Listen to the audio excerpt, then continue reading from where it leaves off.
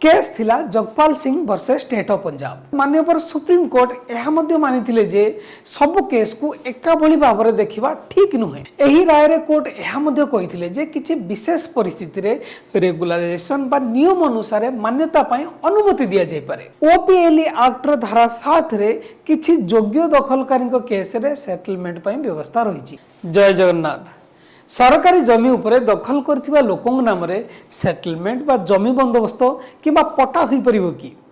हाँ आज्ञा, वास्तव रे अनेक परिस्थिति रे होई पारे। प्रकृत रे प्रत्येक दखलकारी को उच्छेद करा जाए नाही। अनेक केस रे गरीब भूमिहीन लोक दीर्घ दिन धरी घर कर रहुथुवा परिवार सार्वजनिक सेवा सह जड़ित दखल एवं सरकारी योजनार लाभार्थी माने सरकारी जमी उपरे सेटलमेंट सुरक्षा एवं पट्टा पर्यंत पाइछन्ति। तेणु आज आम बुझा क्यों परिस्थिति रे लोकों पाखरे आईनगत आशा रही थाए, कोर्ट कौन कही क्यों परिस्थिति केस को मजबूत करे एवं कहीं अनेक दीर्घ दिन दखलकारी आज सेटलमेंट पट्टा एवं सुरक्षा पाई लड़ुचंती। प्रथम गोटे अत्यंत दरकारी कथा स्पष्ट भाव बुझंतु। संगठित भाव में सरकारी जमी को अवैध भाव दखल करने एवं गरीब भूमिहीन परिवार माने छोट सरकारी जमी उपरे वर्ष वर्ष धरी बसवास करवा यही दुईटी मध्य बहुत बड़ पार्थक्य अछि।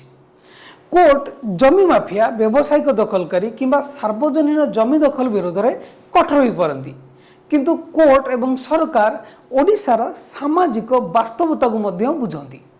जोठारे हजार हजार गरीब परिवार वर्ष वर्ष धरी सरकारी जमी उपरे पट्टा बिना रहउचंती।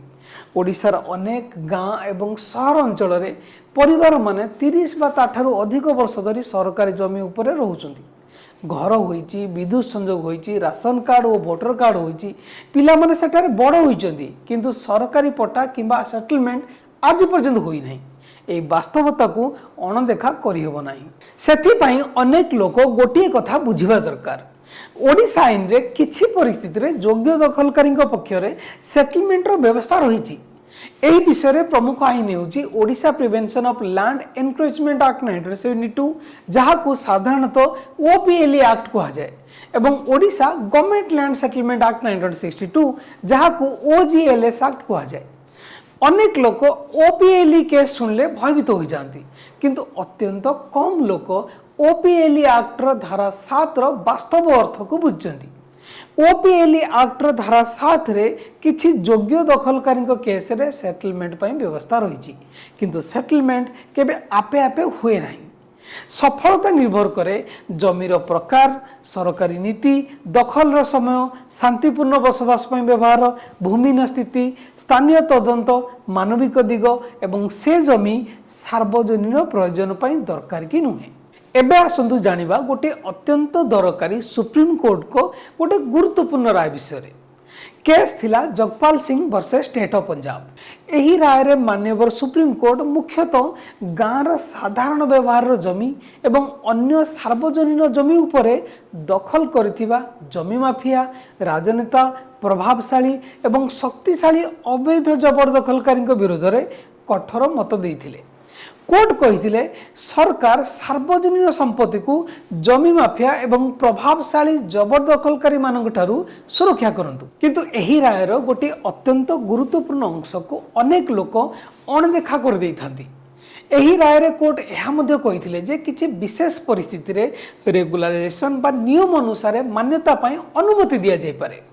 उदाहरण स्वरूप जोटी सरकारी नोटिफिकेशन किंबा योजना अनुसार भूमिहीन श्रमिक किंबा एससी एसटी वर्गर लोक मानकु जमी दिया जाय थाए, किंबा सेही जमी उपरे पूर्वर स्कूल, डिस्पेंसरी किंबा अन्य कोनोसी सार्वजनिक सेवा संस्था थाए, तेबे एभली केस रे रेगुलाराइजेशन पाई अनुमति दिया जाय पारे। ओडिशा रे अनेक सफल केस होईची, कारण तहसीलदार एवं सरकारी अधिकारी सेटलमेंट सपक्ष रे रिपोर्ट देइथांती।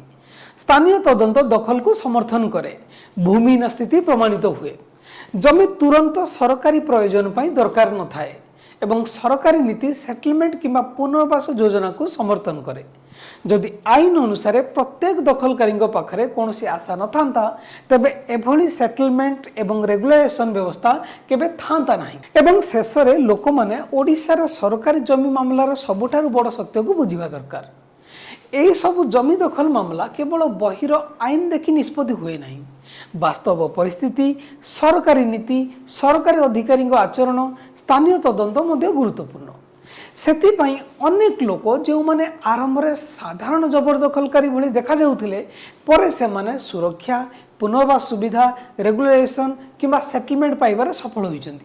ଓଡ଼ିଶା ଆଇନରେ ମଧ୍ୟ କିଛି ଯୋଗ୍ୟ ପରିସ୍ଥିତିରେ ସେଟଲମେଣ୍ଟ ପାଇଁ ବ୍ୟବସ୍ଥା ରହିଛି। ସେଥିପାଇଁ OPLE କେସ୍ ଶବ୍ଦ ଶୁଣି ଅନ୍ଧ ଭାବରେ ଭୟଭୀତ ହେବା ପରିବର୍ତ୍ତେ ଲୋକମାନେ ନିଜର ଆଇନଗତ ସ୍ଥିତି, ନିଜ ପାଖରେ ଥିବା ଆଇନଗତ ଉପାୟ ଏବଂ ଓଡ଼ିଶା ଆଇନ ଅନୁସାରେ ନିଜର ବାସ୍ତବ ସମ୍ଭାବନାକୁ ଠିକ୍ ଭାବରେ ବୁଝିବା ଦରକାର। କିନ୍ତୁ କେଉଁ ପ୍ରକାରର ଦଖଲକାରୀଙ୍କ କେସ୍ ବାସ୍ତବରେ ଅଧିକ ଶକ୍ତିଶାଳୀ ହୋଇପାରେ, କେଉଁ ପରିସ୍ଥିତିରେ ସେଟଲମେଣ୍ଟର ସମ୍ଭାବନା ଅଧିକ ବଢ଼ିଯାଏ ଏବଂ କେଉଁ ପ୍ରକାରର କେସ୍ରେ କୋର୍ଟ ଓ ସରକାର ସାଧାରଣତଃ ଅଧିକ ସହାନୁଭୂତି ଦେଖାନ୍ତି, ସେହି ବିଷୟରେ ମୁଁ ପରବର୍ତ୍ତୀ ଭିଡ଼ିଓରେ ବିସ୍ତାରରେ କହିବି। ସେହି ଭିଡ଼ିଓଟିକୁ ଦେଖିବା ପାଇଁ ଚାହୁଁଥିଲେ କମେଣ୍ଟ କରି ନିଶ୍ଚୟ ଜଣାନ୍ତୁ। ଯଦି ଭିଡ଼ିଓଟି ଭଲ ଲାଗିଥାଏ ତେବେ ଲାଇକ୍ କରନ୍ତୁ, ଚ୍ୟାନେଲକୁ ସବସ୍କ୍ରାଇବ୍ କରନ୍ତୁ ଏବଂ ଏହି ଭିଡ଼ିଓଟିକୁ ସେହି ଲୋକଙ୍କ ସହିତ ସେୟାର କରନ୍ତୁ ଯେଉଁମାନେ ଜମିଜମା ସମସ୍ୟାରେ ଅଛନ୍ତି। ଯଦି ଆପଣଙ୍କର ଏଭଳି କିଛି ଅନୁଭବ ଅଛି ତେବେ କମେଣ୍ଟ ବକ୍ସରେ ନିଶ୍ଚୟ ଲେଖି ଜଣାନ୍ତୁ।